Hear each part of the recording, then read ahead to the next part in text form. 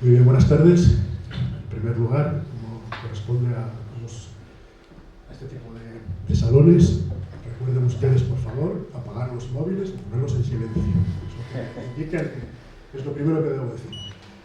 Lo primero que debo decir es eso, y lo segundo que debo decir, pero lo que más me apetece decir, es muchísimas gracias por estar aquí esta tarde con nosotros, una vez más, un año más, en este acto de entrega del premio Aula de las Metáforas a Jesús Morales, a quien tanto agradecemos que haya tenido la amabilidad de viajar hasta Arab para distinguirnos con su muy apreciada compañía. Ojalá, Jesús, este viaje esté siendo para ti una acogedora estancia.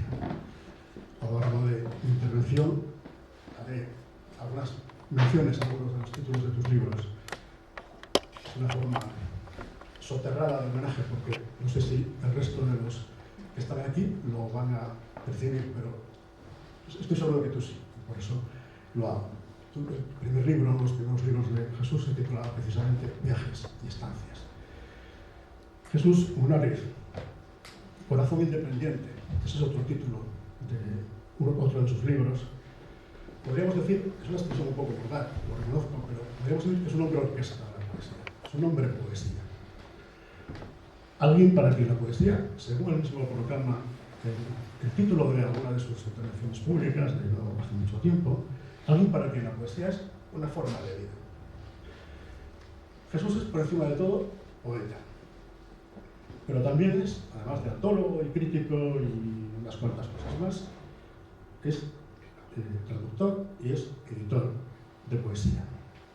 Y estas dos facetas de su personalidad son, en su trayectoria profesional, son las que más han pesado en esta ocasión para que el patronato de la Fundación Aula de las Metáforas lo haya considerado indiscutible merecedor de nuestro premio en su octava convocatoria. En efecto, Munárriz dirige desde hace mucho tiempo, desde hace 50 años, enseguida hará 50 años, ediciones, desde 1975, ediciones Hiperión, que ya en 2004 recibió un importante premio, el Premio Nacional a la mejor labor editorial cultural, por el contrastado cuidado de sus ediciones, por la ejemplaridad de las versiones bilingües que acoge su milenario catálogo, milenario no porque tenga 1000 años, sino que tiene más de 1000 títulos, y, en fin, por su excepcional labor de divulgación de la poesía. Pero previamente, Munárriz fue el fundador y el director de una editorial, Ciencia Nueva. Él la llama una editorial de oposición y resistencia, vinculada a la lucha antifranquista desde su creación, en 1967, si no recuerdo mal, hasta 1969, en la que tuvo que cerrar por esas cosas que pasaban en nuestro país en esos años. Según ha declarado en alguna ocasión Jesús, editar poesía, esto son palabras suyas, editar poesía, más que un acto de inconsciencia, es un acto de conciencia o de fe, de estar convencido de que la poesía es la quinta esencia de la literatura, o mejor, lo que queda. Cualquiera que conozca mínimamente el mundo de la poesía sabe que Hiperión es una editorial, también lo fue la librería que fundó a principios de los 80, de referencia a un sello al que cualquier poeta soñaría con ver vinculado, con ver unido su nombre. Su catálogo es sencillamente impresionante. En él figura lo mejor de la poesía universal, ediciones bilingües, de los grecolatinos a los poetas orientales, árabes asiáticos, del pasado y de la actualidad, poetas latinoamericanos, poetas españoles, desde los clásicos hasta los más jóvenes. Hiperión, con Jesús al frente, es promotor y editor de algunos de los premios más importantes de las últimas décadas, entre ellos algunos de los que más esfuerzos están haciendo por servir de plataforma para el conocimiento de los poetas más jóvenes. Y todo ello desde la pluralidad, desde la diversidad, todo ello con una evidente, palmaria amplitud de miras. Él lo ha dicho también en alguna ocasión. Las anteojeras de escuela, el dogmatismo, la toma de posición excluyente, empobrecen el universo creativo. Y al hablar de la editorial Hiperión, me va a permitir también, Jesús, que haga en este acto de reconocimiento de esta fecunda labor, que tengamos un entrañable, muy entrañable recuerdo también para Maite Merodio, compañera del viaje personal y del viaje profesional de Jesús, que ha tenido un papel fundamental también en el desarrollo de esta actividad editorial de Jesús. Pero Jesús, como he dicho, es por encima de todo poeta, ha publicado numerosos libros de poemas. El próximo año, no sé si esto es una indiscreción por mi parte, pero el próximo año, coincidiendo con los 50 de la editorial y periódico, los 85 suyos, podremos disponer todos nosotros de su poesía reunida, de los 4 volúmenes en los que estará condensada, reunida esa poesía. Será un acontecimiento, sin ninguna duda. Es autor también de poesía para niños. En Imperium hay una colección Ajonjolí dedicada precisamente a la poesía infantil también. Es autor de canciones, que muchos de vosotros sabéis también, que fueron recogidas en un volumen titulado Viva Voz. Y ha traducido, como antes decía también, ha traducido mucho, ha traducido a decenas de poetas, a escritores alemanes, franceses, portugueses, anglosajones, y en colaboración con muchos otros traductores de muchas otras lenguas. Para Munares la traducción es, cito de nuevo palabras suyas, esa reescritura, siempre imperfecta, pero absolutamente necesaria, que consiga transmitir, pese a sus carencias, buena parte del mensaje original. Casi todo lo que hemos leído son traducciones. Y, como dice en otro lugar, traducir es la mejor manera de leer. Si no, la mejor es una de las mejores sin duda, porque de otra forma no conoceríamos la literatura universal. En fin, por decirlo de forma resumida, ya me diréis, podrías haber empezado por aquí, haber resumido con estas 3 palabras y te hubiese ahorrado todo lo anterior, pero bueno, así ya hacemos un poco de preparación para lo que va a venir. En un poema suyo, Esto basta, Jesús escribe simplemente lo siguiente: emoción, precisión, oficio y arte. Y creo que esto es lo que resume lo que ha hecho Jesús Munárriz en todos esos ámbitos de su dedicación a la poesía. Este hombre poeta, este hombre poesía, es lo que ha hecho esto. Todo con emoción, con precisión, con oficio y con arte. La historia del aula de las metáforas empieza mucho antes de que podamos documentarla. Bueno, se puede documentar también, pero bueno, un poco ya, quizá peor, ¿no? Pero empieza cuando un niño de unos 8 años tiene que irse de su ciudad natal y tiene que irse hacia el sur, hacia Madrid, pero acabará ese niño que no sé si entonces era consciente de que era poeta y era nombrador, quizá no era muy consciente, pero los que lo conocemos estamos seguros de que ya lo era en ese momento. Ese niño que era Fernando se ve obligado a irse hacia el sur, pero vuelve luego hacia el norte, hacia nosotros, para devolvernos las metáforas que no había dejado aquí, porque se las había llevado, porque como él cuenta muchas veces, y como contamos sus amigos también muchas veces, y lo hace para fundar el aula de las metáforas, para dejarnos, podríamos decir, la huella más imborrable, ¿no? La huella más valiosa, más personal de un poeta, que son sus libros. Fernando inventa el aula de las metáforas, un lugar, como nos gusta decir, en el que la poesía está para ser tocada, no para reverenciarla, sino para vivirla, para agitarla, ¿no? y hacer del aula un foro, un foco de agitación lírica. El aula nace, como muchos de los presentes sabéis, un 29 de febrero de 2004, esa es la parte que podemos documentar, la anterior es la que vamos reconstruyendo a partir de la memoria de Fernando y de quienes hemos convivido con él. Empezamos esta historia el 29 de febrero de 2004, hace ya 20 años, nosotros también tenemos una cierta edad ya, ¿no? Y desde entonces pues, mantenemos una programación, como muchos también sabéis, variada, en la que han participado pues, poetas y artistas de todas las disciplinas, de todas las materias, de todas las artes, que nos han convertido, el aula que han convertido este espacio en una casa habitable, prestable, lo que se puede prestar por la que estamos, porque nos presta también el sentido asturiano de la palabra, ¿no? que siempre es el lugar que siempre hemos querido que sea el aula. Y una de las iniciativas más tempranas que desarrollamos en el aula fue precisamente la convocatoria del premio Aula de las Metáforas, con el que intentábamos distinguir cada 2 años a una persona, a un medio, a una institución que destacase de alguna forma por su labor de apoyo, difusión, de celebración de la poesía y del hecho poético.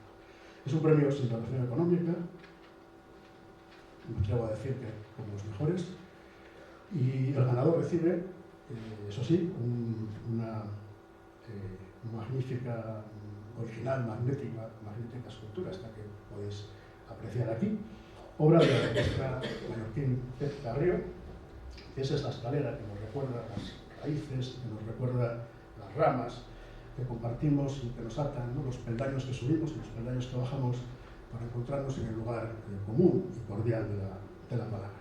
En la primera edición el premio recayó en el programa de Radio Nacional, la Estación Azul, y luego sucesivamente fueron premiados Joan Manuel Serrat, el Festival Internacional de Poesía de Medellín, la librera Concha Quirós, la Fundación Centro de Poesía José Hierro, el fotógrafo Chema Amador, el actor José Sacristán, y ahora es Jesús Munárriz, el premiado.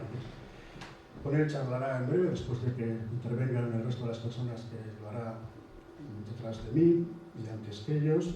Con él charlará en breve Antonio Martínez Asensio, a quien, por supuesto, también agradecemos que haya tenido la amabilidad, la generosidad de decirnos que sí inmediatamente, casi sin pensarlo, para estar aquí esta tarde con nosotros. Antonio, muchísimas gracias. Antonio, como sabéis, muchos de los presentes también, si no todos, pues es periodista, es escritor, es guionista, crítico literario. En estos momentos pues, dirige uno de los programas más seguidos del mundo de los libros, un libro, una obra, en la cadena SER, en el que se aprende a leer escuchando, en el que los grandes clásicos de la literatura nos entran abrigados por su saber hacer y por su saber decir por el oído y quedan ahí y nos permiten mantener ese diálogo que mantenemos cuando leemos, pero que mantenemos también cuando alguien como Antonio nos enseña a leer esos libros también de esa forma tan particular que tiene él. Bueno, antes de concluir esta pequeña intervención, mía, y darles la palabra a los participantes, quiero hacer público una serie de agradecimientos que me vais a permitir que vaya enumerando. En primer lugar, al Ayuntamiento de Grado, representado aquí hoy por el alcalde José Luis Trabanco, por miembros de la corporación, como el concejal de Cultura, etcétera, Diego García, por Gustavo, bibliotecario, coordinador de Cultura, a quien tanto debemos desde hace tanto tiempo. También tenemos que manifestar nuestro más sincero agradecimiento por haberse acercado esta tarde a compartir con nosotros este acto y a ofrecernos así el correspondiente apoyo institucional. Antón García, director general de Acción Cultural y Normalización Lingüística del Principado, que comparte con Jesús trabajos y ideas muy diversos, porque es poeta, es editor y es traductor también, entre otras cosas, entre otras muchas cosas. Otro hombre poesía. Y mantiene con Jesús esta complicidad y con nosotros una amistad a lo largo del tiempo. También quiero expresar nuestro agradecimiento a la Caja Rural, que de forma tan generosa y solícita respondió nuestra solicitud de ayuda en su momento, y que hace de esta forma posible que nuestra resistente fragilidad no sea unos cuantos euros menos. Gracias en especial a Salomé Luengo, que no ha podido estar presente esta tarde con nosotros, pero gracias por encauzar en su momento la colaboración y por asegurar la continuidad. Y no puede faltar un agradecimiento muy especial al alumnado y al profesorado del Instituto César Rodríguez, del Departamento de Lengua Castellana y Literatura del Instituto, que ha preparado para mí una formidable sorpresa, Jesús, para ti, dentro de un proyecto educativo que me parece ejemplar, que organizan desde hace muchísimo tiempo, de una forma indesmayable e impagable e impagada. Seguro que lo compensa con muchas emociones, pero desde luego, desde el punto de vista material, estoy seguro de que habría que recompensarlos de otra forma. Creando nuevos lectores y seguramente, quién sabe, algún día nuevos poetas. Gracias, Ana, gracias, Marisa. Siempre a la vanguardia, queridas amigas. Gracias al resto de los compañeros del departamento, mañana se los daremos también a ellos y al director del instituto. Y muchas gracias a todos vosotros y por fin termino y doy paso a la intervención a que os dirija unas palabras, en primer lugar, Antón García, en representación del Principado de Asturias.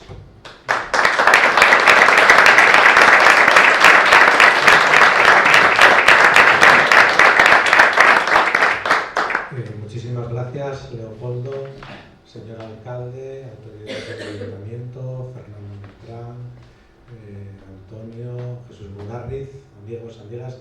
La verdad es que para mí es un placer venir siempre a esta casa que considero mía, el aula de las metáforas, que vine a hacer hace muchos años y que voy viendo cómo se desarrolla, feliz y contento de encontrar una casa para la poesía, una casa para las metáforas. Lo que quiero muy brevemente es transmitir un saludo de parte de la consejera de Cultura, de Vanessa Gutiérrez, que tenía previsto acompañarnos en este acto, pero que por problemas de agenda de última hora no puede asistir, pero me pidió a mí que transmita su más cordial saludo, su abrazo, en nombre del gobierno asturiano, tanto a Jesús Munarriz como al aula de las metáforas. Y bueno, yo creo que después de las palabras de Leopoldo prácticamente está todo dicho y además muy bien dicho. La verdad que para los que conocemos la trayectoria de Jesús Munarriz desde hace tantos años en el mundo de la poesía, en el mundo de la traducción y en el mundo de la edición, creo que el panorama que trazó Leopoldo es magnífico y lo único que nos cabe es sumarnos a este premio con especial contento, porque realmente en el caso de Munarriz lo que tenemos, los que somos no mucho más, pero un poco más jóvenes que él, es un ejemplo vivo de por dónde se puede caminar. Y hacía Leopoldo referencia a que comparto con él a cierta distancia el trabajo en la poesía, en la traducción y en la edición, y la verdad que lo que siempre tuvimos en cuenta fue el trabajo que hacía Imperión, el cuidado con el que encaraba las publicaciones, las traducciones, absolutamente todo. Creo que para todos fue, es y creo que va a ser un ejemplo de verdad a seguir. Por lo tanto, Jesús, felicidades y felicidades también, Fernando, por estas actividades que proponéis y que seguimos. Muchísimas gracias.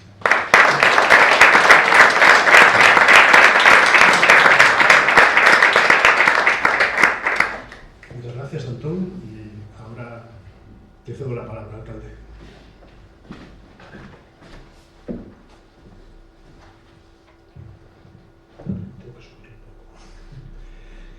Jesús Munarriz, director de Cultura, Fernando, Leopoldo, Manolo, Covadonga, asistentes, Sarrato, buenas tardes a todos y a todas. Bienvenidos y bienvenidas a este acto de entrega del Premio Bienal Aula de las Metáforas 2024 y que en esta ocasión, en sabia decisión de su jurado, ha querido galardonar la trayectoria vital de Jesús Munarriz, editor, poeta y traductor de poesía, en cuya persona se conjugan varias facetas que llevan a considerarle un acérrimo defensor e impulsor de la poesía en todas sus vertientes. Como cofundador primero en el año 1965 de la editorial Ciencia Nueva, cuna y propulsora de una profunda renovación cultural y que servirá como plataforma para la difusión de nuevas ideas democráticas. Sin embargo, ese sueño de futuro tan solo duraría 4 años, hasta que el régimen franquista decidió clausurar la editorial junto a otras que promocionaban ideas similares a la cofundada por nuestro premiado. Lejos de bajar los brazos o dar la lucha por la renovación cultural desde el campo de las letras y la poesía por perdida, Jesús aborda en el año 1975 una nueva aventura en pro de ideas de aire fresco para la cultura y en especial en el campo de la poesía con la constitución de Ediciones Imperión, especializada en la edición de poesía desde otras lenguas y ámbitos literarios y sin cuya presencia no se entendería la obra poética en España durante los últimos 50 años. Por ejemplo, con la convocatoria de los famosos premios Imperión o la edición de numerosos premios de poesía de nuestro país, así como la traducción y publicación de numerosas obras poéticas europeas, convirtiéndose en una de las principales referencias de edición a nivel continental. Por todo ello, enhorabuena a Jesús por este merecido premio. Bienvenido a esta Villa de Grao, que te acoge con los brazos abiertos para que la conozcas, la experimentes y la descubras, para que cuando regreses a tu tierra lo hagas con una sonrisa y un grato recuerdo que perdure, al igual que tu obra en pro de la poesía española y europea.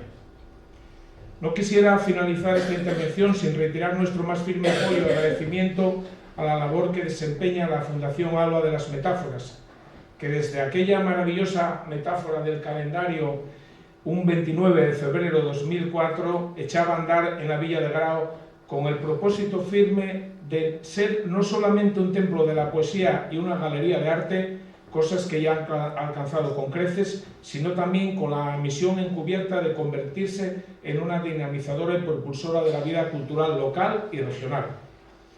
De la consecuencia de este segundo objetivo dan buena prueba la infinidad de nombres de literatos, poetas, cantautores, artistas que han dejado su impronta en esta ya nuestra aula. No daré nombres porque no sería injusto y poco cauto quizá olvidarse de algunas de las personas que han ido generando y llenando este espacio de identidad plena y arte a raudales. Desde la Corporación Municipal abogamos por seguir dando cobijo a esta aula durante muchos años y que fruto de esta colaboración y entendimiento se sigan prodigando movimientos culturales, literarios y creativos. Es para nosotros de suma importancia seguir llenando de recuerdos imborrables los muros, estanterías y espacios singulares del Aula de las Metáforas Fernando Beltrán.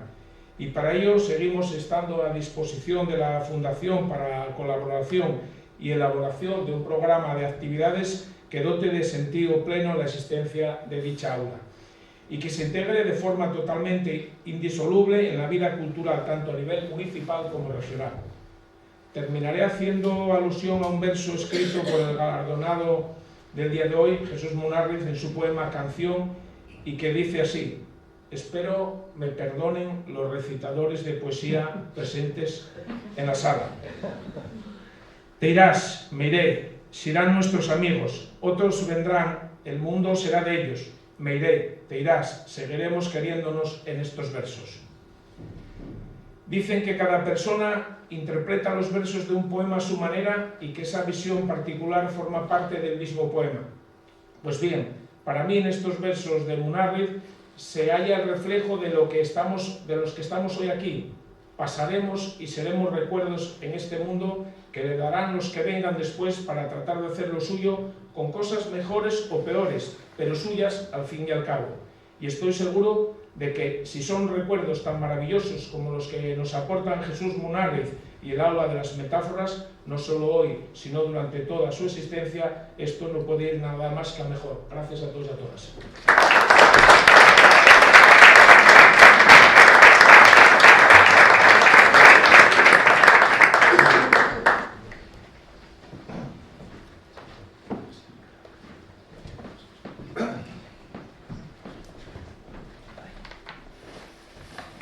Bueno, gracias. Buenas tardes. Muchas gracias por acompañarnos esta tarde fría, lluviosa. Decía alguien que nos ha mandado un mensaje antes que no podía venir por el día que hacía y he recordado aquella frase de Ernesto Sábato cuando decía que el frío es el origen del encuentro. A mí me encanta esa frase, yo la tengo pegada con un post-it ahí para recordar que el frío es el origen del encuentro en todos los sentidos de la vida. Me he acordado de esa frase. También me he acordado porque el tren ha traído una nueva memoria para el futuro, con lo cual se puede decir que me he acordado de una imagen esta mañana en el tren, cuando estábamos leyendo cada uno 3 asientos así seguidos, y en un momento dado he leído algo, me he vuelto la mirada pensando en lo que había leído y me he encontrado a Antonio Martínez Asensio con un lápiz exactamente en la misma postura que yo tenía. Y luego resulta que le había hecho una foto donde tal. Y al otro lado Jesús estaba igual.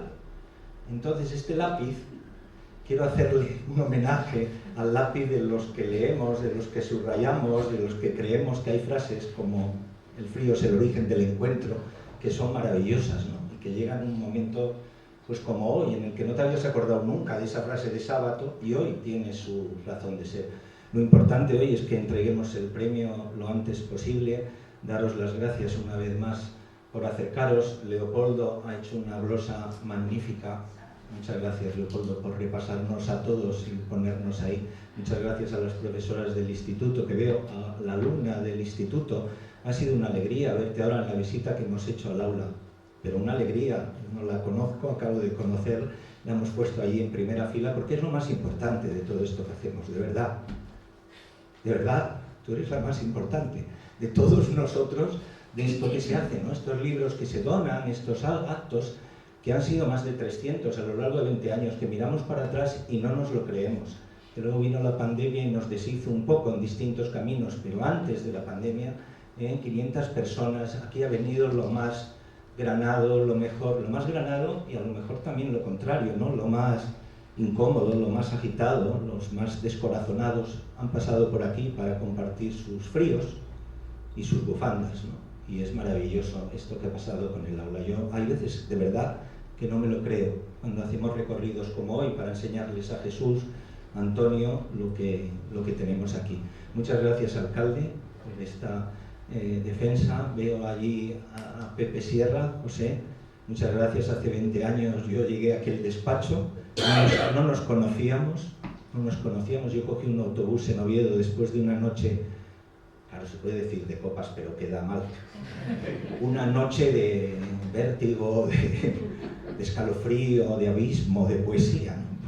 por las calles del mundo. Cogí un autobús y me presenté aquí, no conocía a nadie. Pregunté por quién, bibliotecario o bibliotecaria, y apareció Gustavo tomando un café en un bar. Gustavo siempre cuenta que creía otro poeta que viene a pedir aquí una lectura.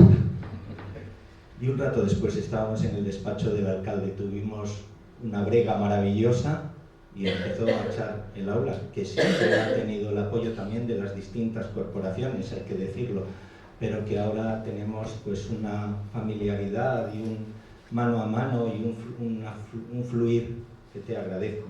El primer día que te conocí, no te acordarás, José Luis, pero yo me acuerdo ahora porque han nombrado a Aute abajo y no eras alcalde. No me acuerdo si concejal o concejal de deportes. Pues fíjate, el concejal de deportes estaba pedaleando poesía aquí con nosotros. Y fue de repente nombrar a Aute y a este señor que tenemos aquí en primera fila se le cambió la cara y dije, bueno, ¿qué pasa, no? Y él nos contó una aventura maravillosa cuando era joven para escuchar a Aute caminando a 20 kilómetros. Bueno, muy guapo, ¿no? Pues aquí seguimos con esta maravilla. Antón, muchas gracias por venir a acompañarnos. Es importante que nos acompañéis. Es importante, aunque sea simbólicamente, más que económicamente.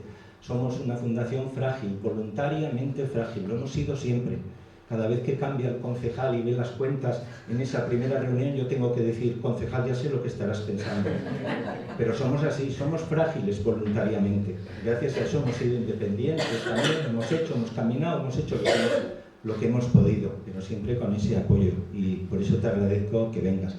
También a la consellera Vanessa, que es amiga casi desde niños, desde que ella era niña y yo conocí a aquella poeta, me acordaré siempre, con un jersey azul, en un café en el Dólar de Oviedo, trabajaba en Les Noticias, una poeta que nos ha dejado versos estupendos. Me acuerdo aquel poema donde ella decía que cuando era guaja tenía miedo a la sombra de los árboles, ¿no? Y luego tuvo miedo a la oscuridad, y luego tuvo miedo al silencio, y ahora tengo miedo a las palabras. Algo así, un asturiano decía, ¿no? Hermosísimo, hermosísimo. Pues nosotros también tenemos miedo a las palabras.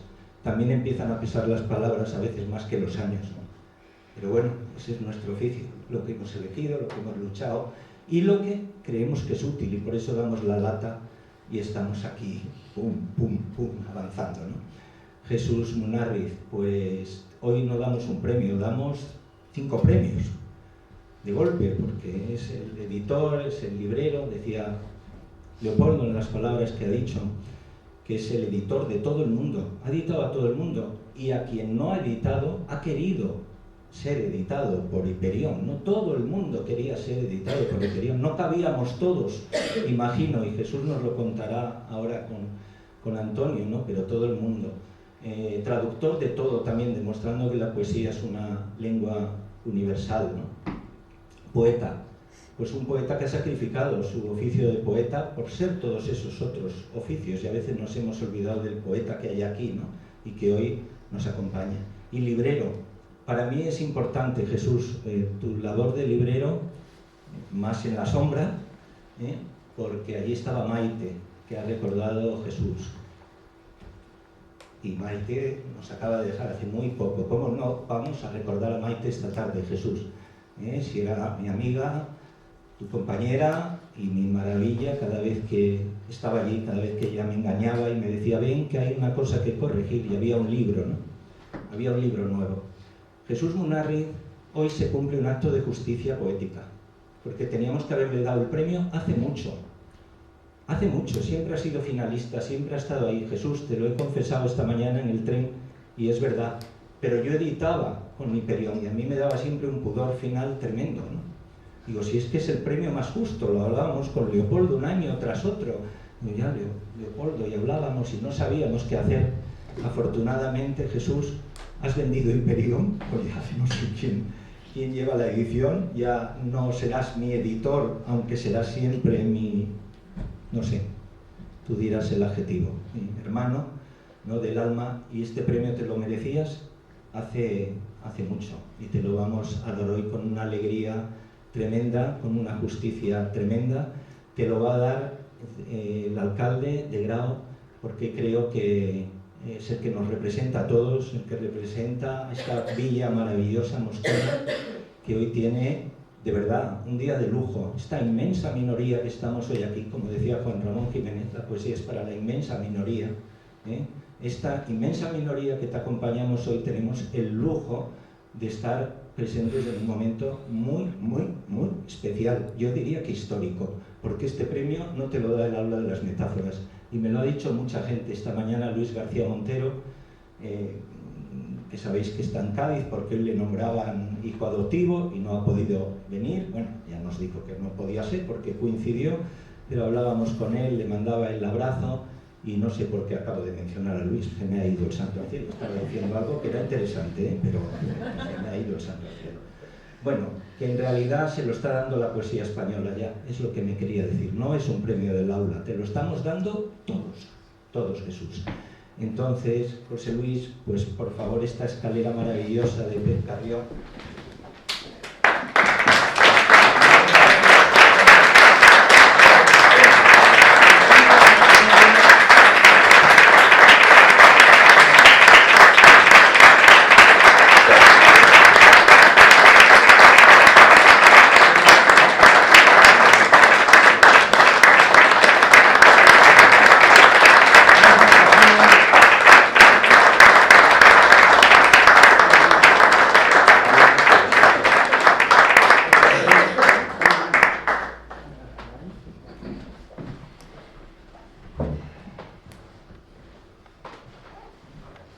Es verdad que no sé qué decir, porque no estoy acostumbrado a que me den premios. Pero agradezco muchísimo porque sean cuales sean los méritos que tenga, lo que noto es muchísimo cariño y muchísimo reconocimiento a tantos años de trabajo y de aciertos y de fallos, pero sobre todo en poesía. En fin, es un mundo extraño, pero que todos le reconocemos que tiene un valor. Es muy curioso, hay varios casos, recuerdo yo, de políticos que se jubilan, que ya dejan la actividad tal y pública, y ahora ¿qué va a hacer usted? Dice, me voy a dedicar a la poesía, que siempre me ha gustado mucho. Y lo dicen a los 70 años, y bueno.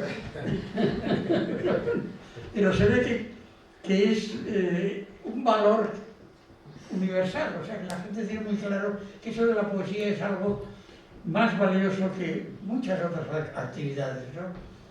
Y que, aunque no sepamos nadie para qué sirve la poesía, pero que sin poesía el mundo sería otra cosa. eso está clarísimo. Y bueno, los poetas pasamos la vida empeñados en las metáforas, no solo metáforas, pero sobre todo las metáforas, en las palabras, en la emoción, en fin, todo eso que se nuclea, se concentra a veces en unas pocas líneas, ¿no? Yo desde hace años soy muy aficionado a los haikus. ¿Y por qué me gustan tanto los haikus? Porque en 21 sílabas, en 3 líneas nada más, muchas veces dice cosas estupendas. Si para eso no hay que escribirse una página entera, a veces con 21 sílabas se dicen cosas que no se pueden decir mejor de otra manera, ¿no? Entonces es una capacidad tremenda que tiene la poesía para concentrar el mundo y concentrar lo que llevamos todos dentro, las vidas, las emociones. No las tiene, bueno, sí las tiene la música también, pero la música no tiene palabras y le falta algo, le falta concreción.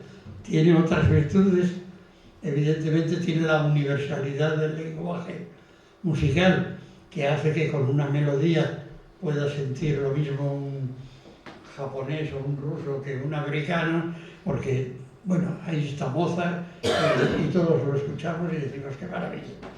Pero la poesía tiene una palabra, y la palabra exige la traducción, lo ha dicho David Fernando.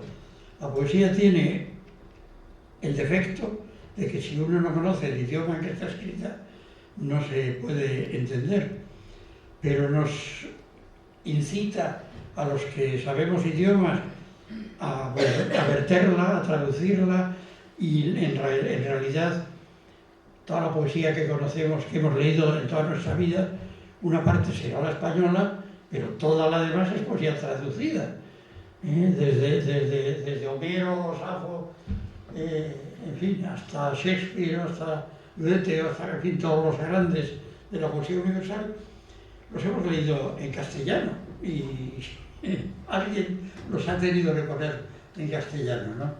Y esa es una labor que a mí me gusta muchísimo, porque a veces uno se queda muy contento cuando le sale un poema, cuando un poema le asalta a uno y lo consigue escribir.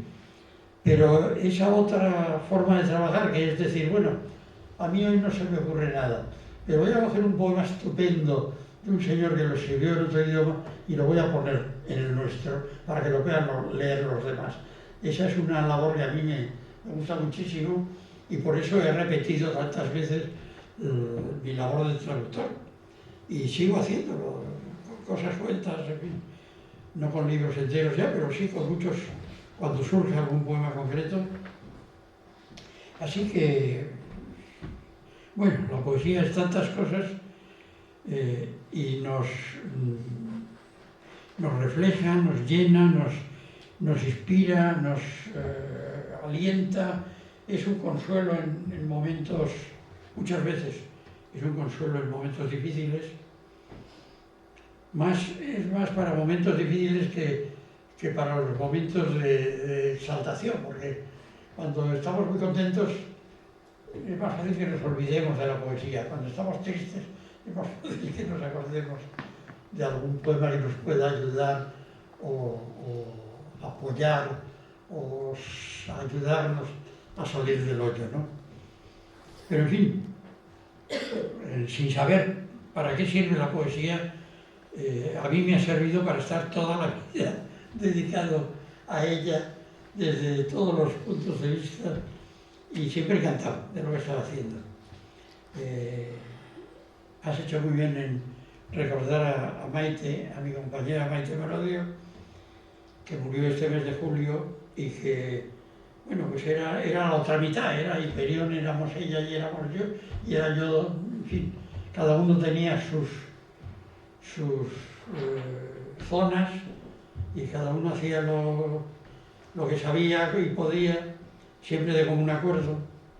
Ahora los libros que están saliendo ya, los nuevos libros, Antes ponía colección dirigida por Jesús Munárriz y ahora pone ya colección fundada en 1975 por Maite Melodio y Jesús Munárriz. Así yo.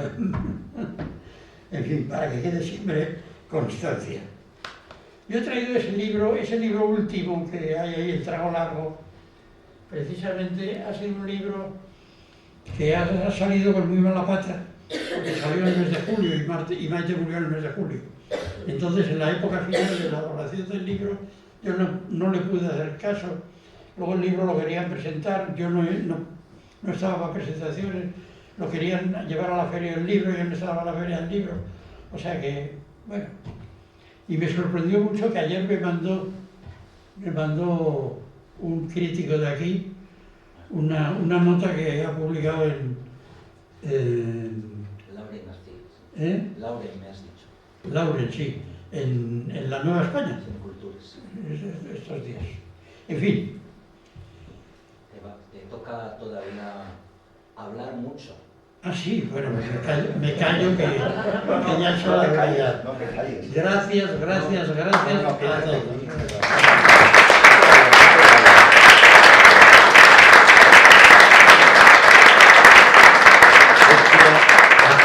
A Jesús le queda todavía por hablar mucho, porque, bueno, mucho, o a ver, porque tenemos aquí otro gran invitado que ahora todas estas cosas que nos estaba desgranando Jesús, pues las va a hablar con Antonio. Antonio Martínez Asensio, otro amigo de la niñez, de toda la vida juntos, siempre con libros en la mano, Antonio, siempre, y que ahora pues ha conseguido también comer de su oficio, no solo vivir, porque ha vivido siempre de los libros, el que más sabe de libros, el que lo sabe todo. Y ahora con su programa, ya sabéis, un libro, una hora, que está hecho tan famoso y ha ganado ya tantos premios, y con su programa de los viernes en la cadena SER, pues este hombre que ahora vas por una acera de Oviedo y le saludan a él, y a mí me da un poquito de no sé qué, ¿no, Antonio? Bueno, pues os vamos a dejar con nuestro premiado y con Antonio, que, en fin, ahora te va a tocar a ver por dónde... Lo que toca decir. Muchas gracias.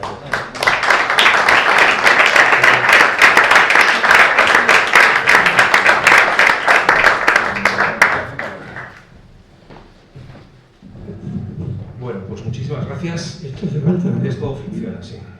Muchísimas gracias. Lo primero por invitarme, decía Leopoldo, que acepté inmediatamente. Claro, o sea, me pareció el planazo. O sea, yo de alguna forma he sentido que me daban un premio también. Me he colado aquí un poco en tu premio, pero claro, es como te vienes al aula de las metáforas a charlar con Jesús Munárriz, que le vamos a dar un premio. Vamos, por favor, o sea, me parece lo mejor. Ha sido muy emocionante, también os tengo que decir, entrar en Asturias con Fernando y con Jesús. Y bueno, Fernando ha entrado cantando en Oviedo y Jesús leyendo poesía, que lo hemos estado hablando porque íbamos leyendo nuestras cosas, iba leyendo pues, el último premio Arralde, íbamos leyendo cosas, pero Jesús iba leyendo poesía, y a mí me ha sorprendido un poco. No es que me haya sorprendido, claro, ¿qué va a leer Jesús Munárriz? Pues poesía, pero luego se lo he preguntado, ¿no?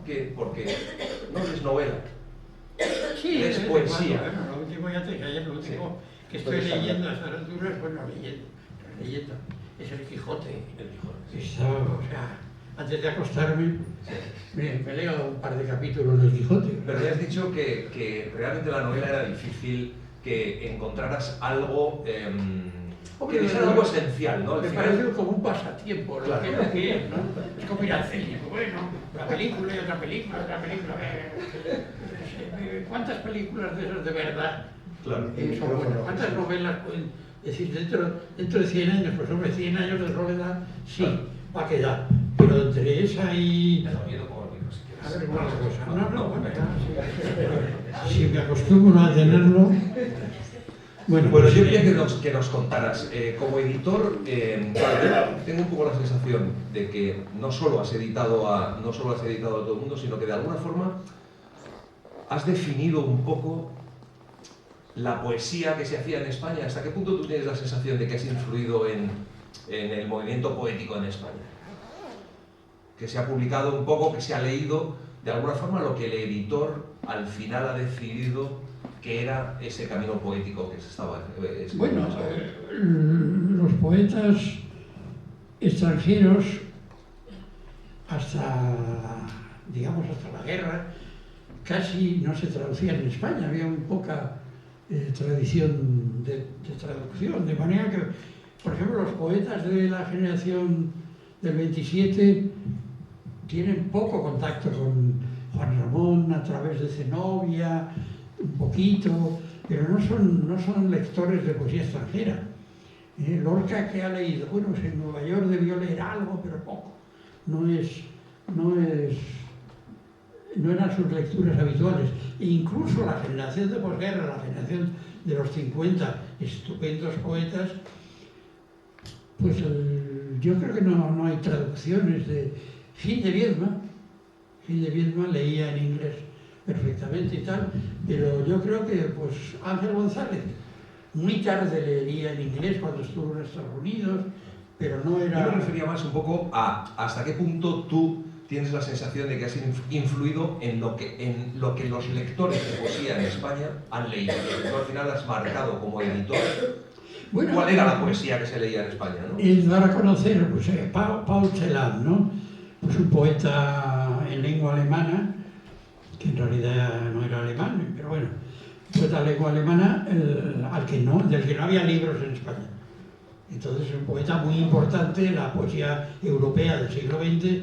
Entonces, traducir y publicar un par de libros de Paul Celan abre los ojos a muchos poetas que se dan cuenta de que esa manera de escribir poesía hasta entonces no lo habían visto en otros, ¿no? Y entonces cambia su manera de escribir.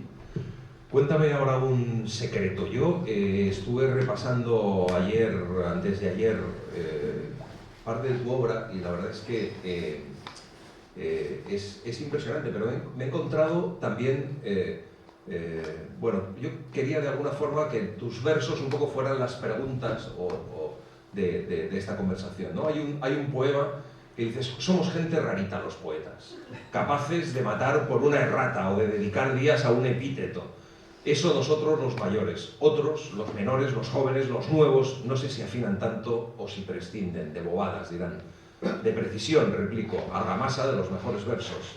Si cuenta el qué, cuenta otro tanto el cómo, deslavazada y mucha poesía en los derrumbaderos del olvido, solo lo bien medido y calibrado, si es cierto y justo y ágil y preciso, fija y transmite a veces la vida, a veces, y deslumbra o ilumina. Este es un poema tuyo de 2023, Gente Rara. ¿Cómo ha sido la relación como editor con esta gente rara que son los poetas? Bueno, ha habido de todo. Ha habido de todo. Amigos, muchos amigos, enemigos también, gente muy despechada porque no se creían con méritos o porque no hemos podido. A veces uno piensa que el editor puede editar lo que le da la gana y el editor es una pequeña empresa con unas limitaciones económicas evidentes que hace lo que puede y entonces, como la poesía tampoco es un género que se venda mucho, pues la economía de las empresas dedicadas a la poesía siempre es un poco vacilante. Y entonces dices, oye, pues no te puedo publicar, o ya tengo 30 libros para ahora mismo. Ayer tenemos bueno, el 25 hemos cumplido el plan de ediciones y hemos publicado hasta el último libro previsto. Pero el 26 lo tenemos cubierto. No sabemos cuáles son, porque como publicamos una docena de premios, los premios no sabemos quién los va a ganar y qué libros. Pero sí tienen su hueco ya en la planificación. Hay que editar, porque además los premios los dan en septiembre y quieren tener el libro en octubre. Los ayuntamientos, los que los promocionan. Entonces tenemos ya el curso del 95 ya tan cubierto que hay libros que ya los hemos pasado al 26. Claro, cuando aparece un poeta, yo tengo un libro nuevo, digo ya, y otro. Hay muchísimos. En fin, es conflictivo. Yo incluso lo más duro que me ha pasado, no me ha pasado, pero siempre me ha dado en la cabeza vueltas que ha habido un par de casos de poetas que no los hemos publicado, que los hemos rechazado y que un año o dos después se han suicidado. Y claro, dices, yo no tengo la culpa, pero pero te reconcobres y dices, a ese pobre si lo hubieran obligado, a lo mejor no se suicida, ¿no? Madre mía. De todas formas, yo te quería preguntar, es difícil que me digas de quiénes estás especialmente orgulloso de haber editado, porque eso es complicado, pero ¿a quién te hubiera gustado, si hubieras podido elegir, a quién te hubiera gustado ser el editor? ¿De qué poeta? Bueno, hubo un caso, por ejemplo, que lo intenté, vamos, que fue Juan Gelman, que es un poeta que me gusta muchísimo, y Gelman era de los argentinos que andaban huidos de su país, estaba en Italia, y le escribí a Italia, y me mandó 2 libros inéditos, me parecieron estupendos, y los teníamos ya, y un mes después, pues le debieron hacer una oferta distinta por ahí, y me lo reclamó, dijo, oye, no, que los voy a publicar en otro sitio, y se los tuve que devolver y los publicó en otro sitio, y me dio mucha pena porque es un poeta estupendo y me hubiera gustado. De hecho, tú escribiste un poema a la muerte de Juan Gelman. Sí, claro, porque sobre él. Sí. yo lo admiraba mucho, ¿no? Y incluso estuve en un viaje de estos de poetas, nos reunimos en Oaxaca, en México, y montaron un festejo allí los mexicanos, con baile y con mucha bebida. Y sí, ¿no? No puede ser. Mucho mezcal, mucho tal. No lo creo.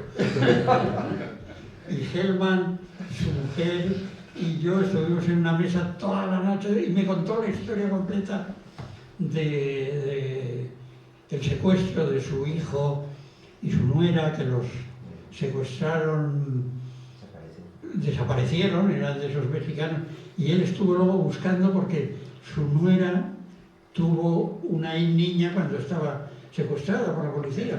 Y después de muchas vueltas y vueltas, acabó encontrando a su nieta, que la había, la había adoptado una señora que era la viuda del policía, que tal, y que la había tratado como nieta. En fin, bueno, pues toda la historia me la contó Gelman entre copas y bailes mexicanos. Bueno, y como traductor hay una bella historia, que es que tú sabes tantos idiomas realmente porque tu madre no pudo ir a Francia el verano de 1936, ¿no? Sí, mi madre quedó muy jovencita porque nació el 21, o sea que el 36 tenía 15 años, no los había cumplido, los cumplía en noviembre. Iba a aprender francés en Pamplona a la Escuela de Artes y Oficios y era la mejor alumna y le dieron una beca para ir en agosto de ese año a Francia a mejorar su francés. Y ese año era el 36, claro, ya no pudo pasar a Francia. Y se quedó toda la vida dándole vueltas con la chirrinta que dicen ahí en Pamplona, que es la nostalgia esa de no haber mejorado su francés, que era bastante bueno. Y leía, siempre se compraba el Marie Claire y esas cosas así, y leía el francés, ¿no? Y entonces se preocupó mucho de que yo aprendiera idiomas, y a los 10 años ya me había puesto con un profesor de francés a aprender francés, y cuando llegué a los 14 por ahí, que el francés lo tenía ya bastante bien asimilado, pues dijo, ahora inglés. Y luego una amiga le dijo, no, mejor que aprenda antes alemán, porque así con el alemán luego el inglés le resultará muy fácil. Y efectivamente encontramos a un señor alemán casado con una tafalla que vivía allí en Pamplona, el doctor Kinsler, y estudié alemán. Y luego en la facultad pues elegí, después de un intento de hacer arquitectura, pues elegí la especialidad de filología alemana, ¿no? Y bueno, sí, mi madre en realidad, estas casualidades de la vida, ¿no? Igual me pasó con el Hiperión. El Hiperión, bueno, ¿os lo cuento? Sí. Yo traduje un libro de un académico de Alemania Oriental, que se llamaba Werner Banner, y que en el título traducido por mí, el título alemán era más largo, yo lo resumí en La lingüística española del siglo de oro. Y lo publiqué ahí. Y en la correspondencia había que negociar con la editorial de Alemania Oriental y esas cosas. por casualidad encontré ese título, y bueno, el caso es que lo traduje y lo publicamos en Ciencia Nueva. Y una ayuda, el propio Banner me dijo, ¿por qué no viene usted a unos cursos que hay aquí para germanistas, que le vendrá muy bien para mejorar su alemán y tal? Y le dije, yo no puedo ir porque en mi pasaporte pone válido para todos los países del mundo, excepto Rusia y países satélites, que es lo que era la descripción que ponía. Y yo no puedo ir a Alemania Oriental. No se preocupe, si usted me dice por qué frontera viene, yo esto lo negocio aquí y usted pasa sin problemas. Efectivamente, yo miré un mapa y dije, voy a ir en coche. Pues sí, elija usted un paso que había en el sur y dije, pues por ahí. Y cuando llegué allí, efectivamente la policía tenía ya mi nombre y en vez de sellarme el pasaporte, me sellaron un papel aparte y me lo dieron. Pero yo en mi pasaporte no ponía que había entrado en Alemania Oriental. Lo habían arreglado. Y entonces estuve allí. Estuve en un curso para germanistas. Fui el primer español que asomó por allí. El director del curso me preguntó un día al principio, porque había un discurso de recepción, ¿no? Y me dijo, ¿España qué es? Y digo, ¿cómo qué es? No, políticamente, ¿qué es? Digo, pues teóricamente dicen que somos una monarquía, pero no hay rey, no es una cosa que Franco se ha montado, hemos votado que sí, pero ya, o sea que son una monarquía, pero sin rey. Digo, sí. Bueno, entonces en el discurso de recepción, el orden que había dentro del socialismo era, primero había que agradecer su presencia a los camaradas de la Unión Soviética, que eran los principales. Luego venían los de los países satélites, socialistas, los polacos, los checos, los húngaros, etc. Luego venían ya las democracias populares, pero que eran menos, estaba Albania, estaba no sé qué era, países menos fieles, digamos, ¿no? Ya cuando se acababan los que tenían regímenes socialistas, venían las repúblicas. Venía la República Francesa, la República Socialista, la República Norteamericana, que había ya algunos americanos, tal. Luego venía la monarquía británica, porque había algún inglés, tal. Y el último de la lista fue España como monarquía. En fin, eso fue. Y entonces me pusieron a un licenciado joven que me acompañara en los primeros días para que me moviera yo. Todo eso era en Weimar, en Alemania Oriental, ¿no? Y el curso era de la Universidad de Jena, que está a 30 kilómetros de Weimar. Y me puso un chico que me dijo, ¿has leído el Hiperión? Y dije, no, en la carrera salía ahí, ¿no?, el nombre. Ah, no, pues te lo voy a traer, es una novela estupenda que te va a gustar. Y me regaló un ejemplar. Y me pasé el mes de agosto leyendo el Hiperión en alemán. Y cuando volví a Madrid dije, esta novela tan buena, ¿cómo no la ha publicado nadie? Me fui a la Biblioteca Nacional y no estaba. Solo había un libro de cartas de Helder y tal. Y dije, pues esto lo traduzco yo. Y me pasé año y pico, 2 años, traduciendo el Hiperión. Luego me descubrieron que había una edición argentina publicada en MC, pero no había llegado a España ni siquiera a la Biblioteca Nacional, ¿no? Y entonces, claro, me gustó. Y cuando ya montamos la editorial, yo tenía ya la traducción acabada y lo elegí como primer libro, y la cabeza de Hölderlin es el logotipo de la editorial. Y bueno, y eso pudo salir, eso también es muy bonito. El año 75, que era el año en que murió Franco, para los que no lo sepan, yo había intentado editar con mi nombre, Jesús Lunares editor, y siempre me decían, no, está usted en una lista negra y no le vamos a dejar publicar. Y ese año 75 fui a ver al director general de lo que fuera, no me acuerdo, del Ministerio de Cultura, a pedir otra vez el permiso. Y me dijo lo mismo, no, usted está en una lista que no se le puede autorizar porque usted dirigía una editorial peligrosa y tal. Pero ¿por qué no busca usted una persona que no tenga antecedentes? Y sobre la marcha digo, mi madre, por ejemplo, ¡perfecto, su madre! Y efectivamente pedimos el número como Isabel Peralta Ediciones, Pamplona, que era mi madre, y nos lo dieron inmediatamente. Con lo cual ya entre que teníamos números y había muerto Franco, pues ya sacamos el Hiperión, que fue el primer libro de la historia. Qué bueno. Jesús, ¿y cómo es traducir poesía? Quiero decir, ¿cómo se traduce lloviedo? Cuando te encuentras lloviedo en alemán, claro, ¿qué haces con eso? O sea, tienes que crear de alguna forma. Es más crear, es más interpretar que traducir. ¿Cómo se traduce en poesía? Bueno, tienes que intentar ponerte en el papel de si el poeta estuviera escribiendo en mi idioma, ¿cómo lo diría? ¿No? ¿Cómo dices verde que te quiero verde en alemán? Pues son aproximaciones, ¿no? Tampoco en español está muy claro qué quiere decir verde. Tienes que hacer un juego similar en el poeta con este idioma, ¿cómo lo diría? ¿No? A veces hay cosas que hasta quedan mejor y la mayoría quedan menos bien, evidentemente, ¿no? Lo que pasa es que además hay que tener en cuenta que en el original están contando las sílabas, la música, hasta la rima muchas veces, y todo eso, sobre todo, se pierde una parte importante. Es una gestión de pérdidas. Alguien lo ha definido así y está muy bien. Es decir, pérdidas hay muchas, pero vamos a gestionarlas que sean las menos posibles. Que lo que el poeta dice, lo diga en nuestro idioma.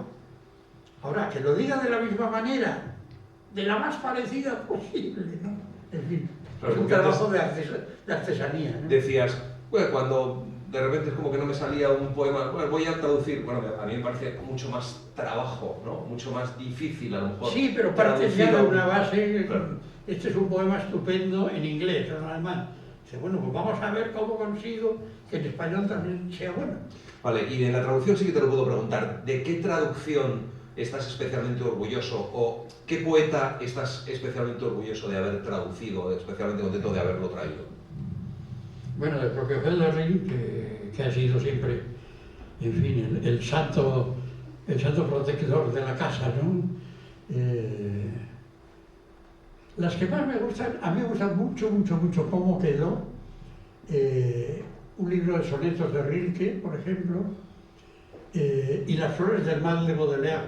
Las flores del mal, yo empecé a traducir a Baudelaire con 14 años, por gusto, y tal, y tenía poemas, y luego de vez en cuando había traducido otros, luego me olvidaba completamente.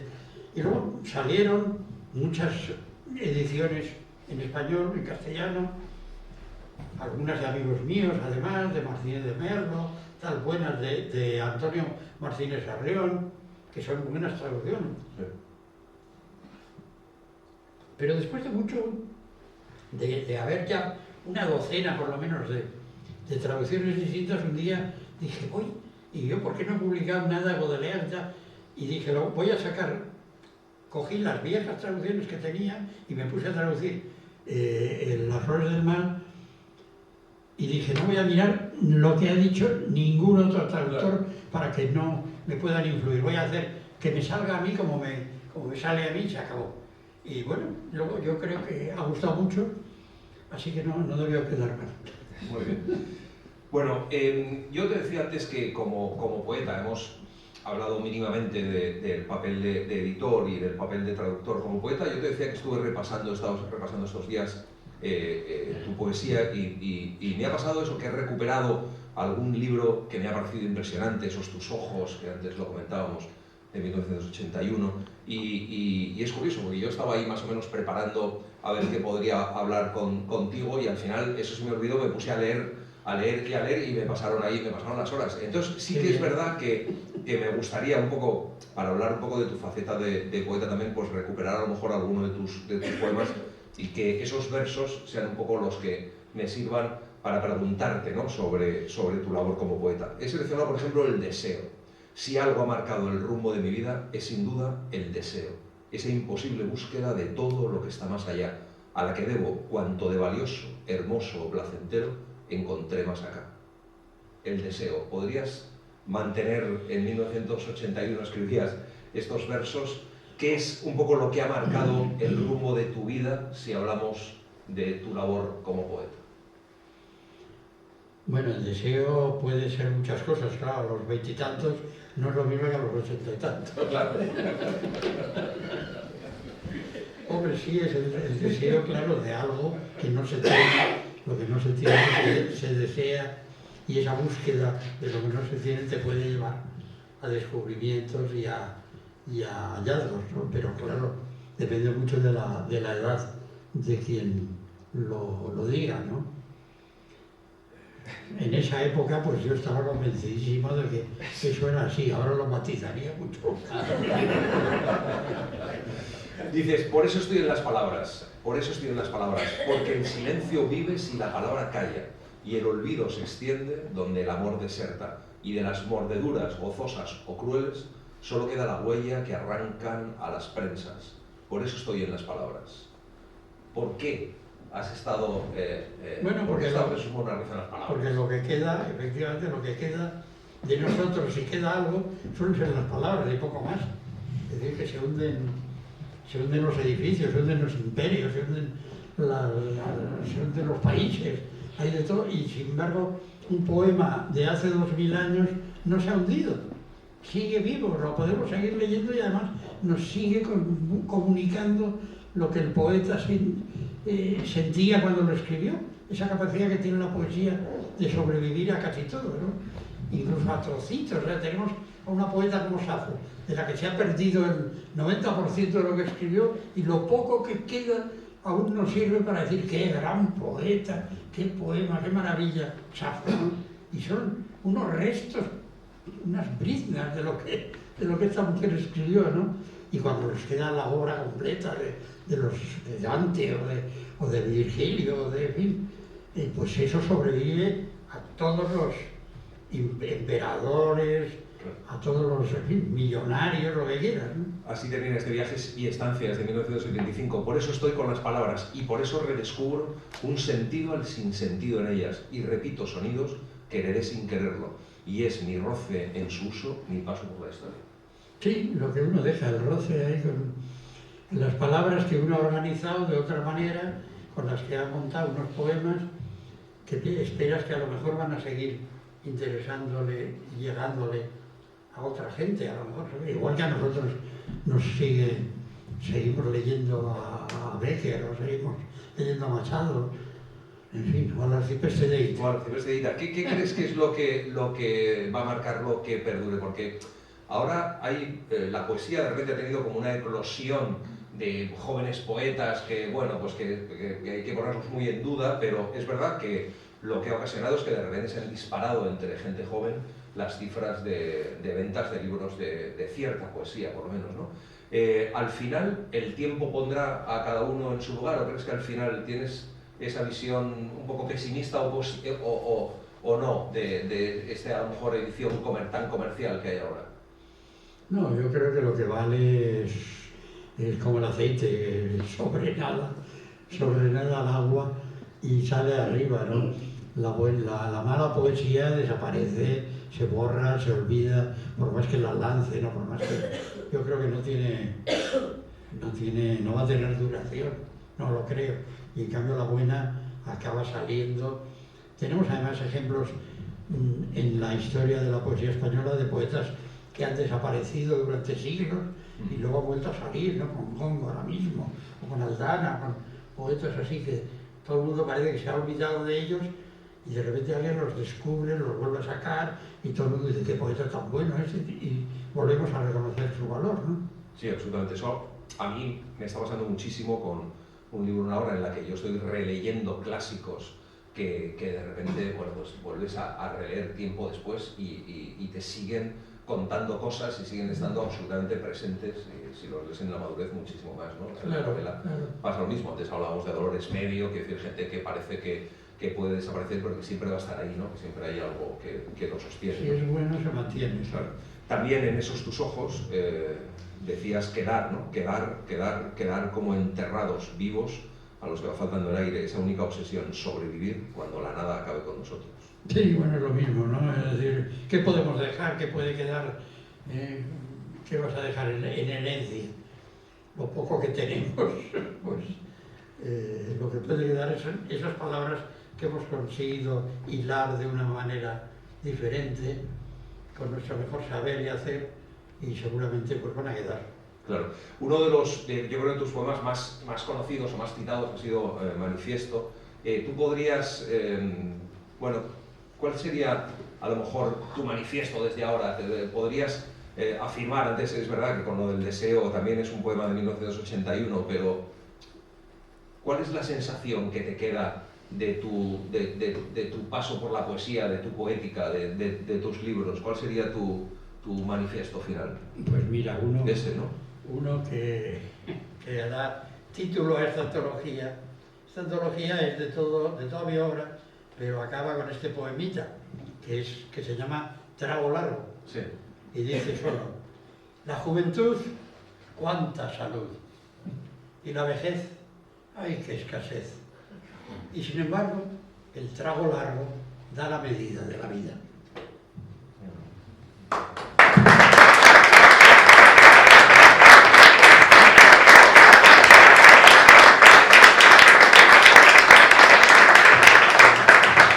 Muchísimas gracias a todo el mundo por su asistencia y muchísimas gracias, Jesús. A ti y a todos los presentes por asistir a esto y con cariño.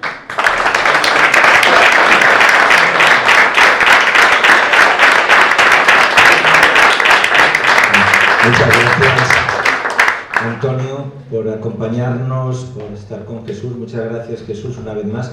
Nos queda una palabra nueva aprendida hoy: chirrinda.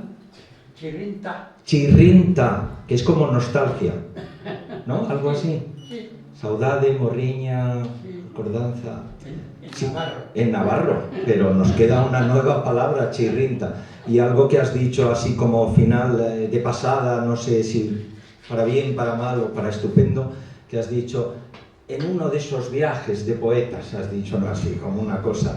Pues hoy hemos vivido uno de esos viajes de poetas. Muchas gracias, Jesús.